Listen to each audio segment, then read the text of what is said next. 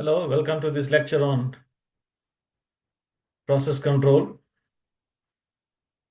chapter 3, first order systems. What are we going to see in first order systems today?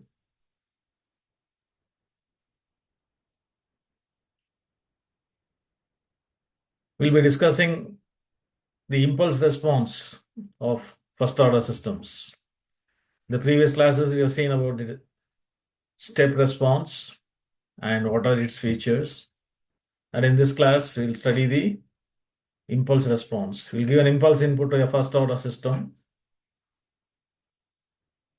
and find out what is its response.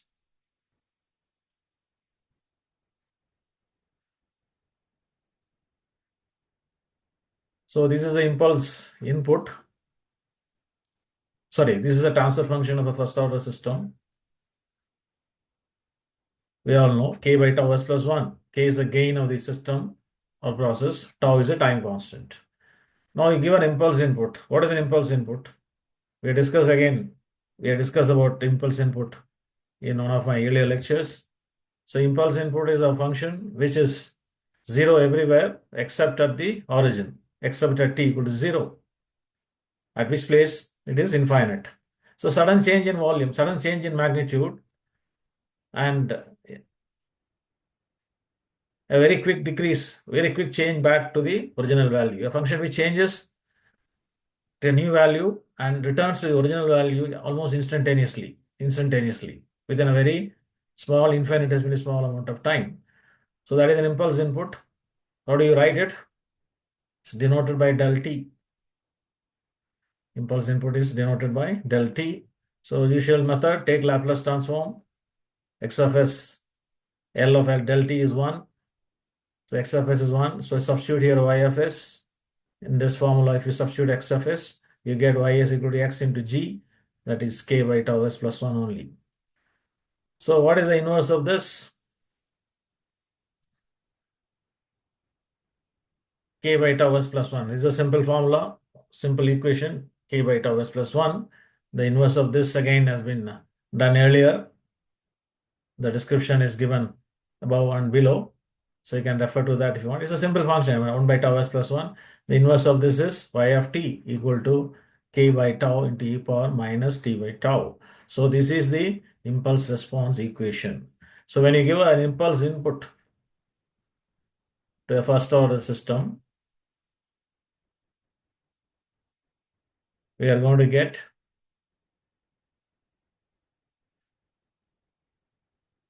the response equation in this form.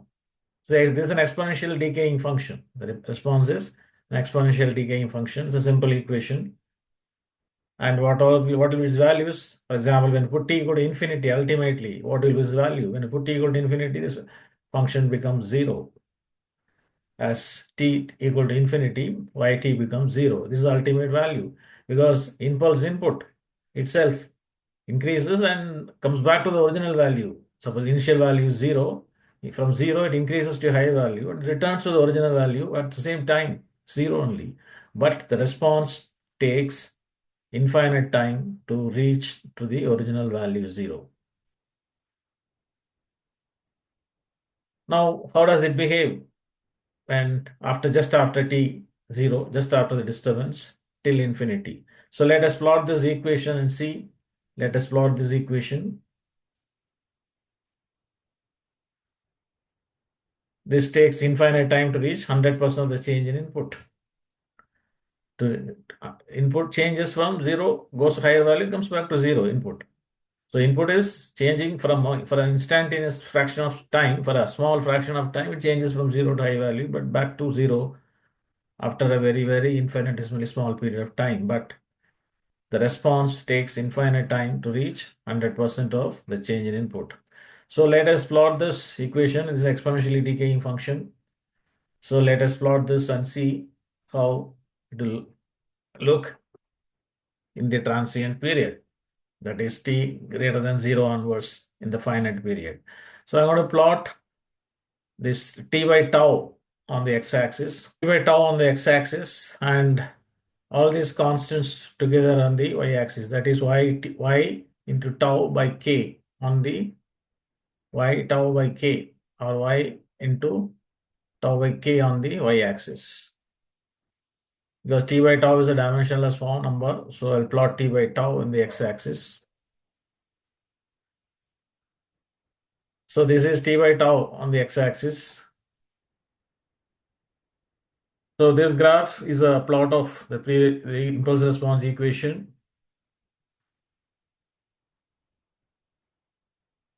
On the x-axis, we have this t by tau, t by tau. This is t by tau.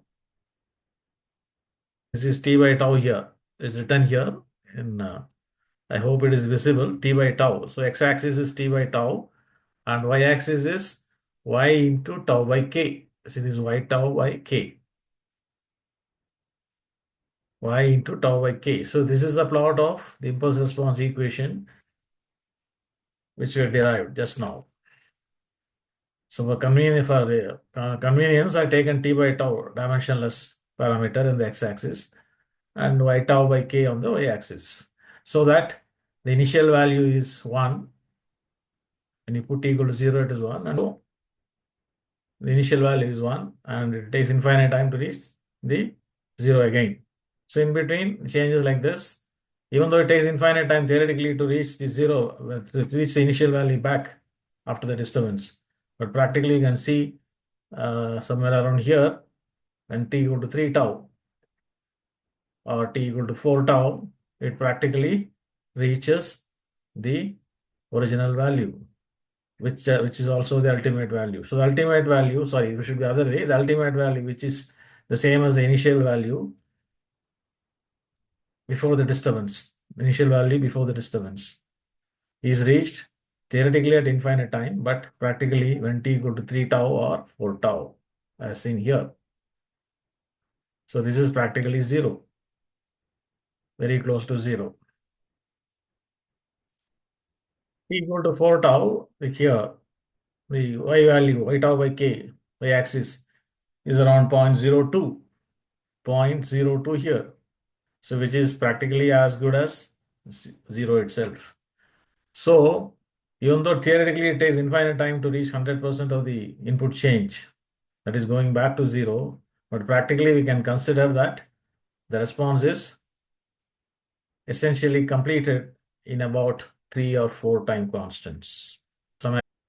Well, that is about impulse response of a first order system. In the next classes, we'll see response of first order systems for more types of input forcing functions.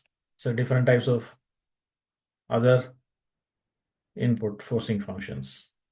See you in the next class.